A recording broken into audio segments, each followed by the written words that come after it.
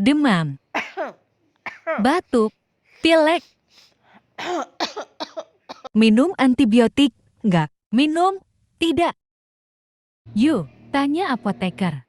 Batuk, pilek, demam tidak memerlukan antibiotik karena antibiotik digunakan untuk mencegah dan mengobati infeksi bakteri. Maka dari itu, mari kita bijak menggunakan antibiotik. Gunakan antibiotik hanya dengan resep dokter. Tidak gunakan antibiotik dengan resep yang lalu. Jika sakit lebih dari 3 hari, hubungi dokter.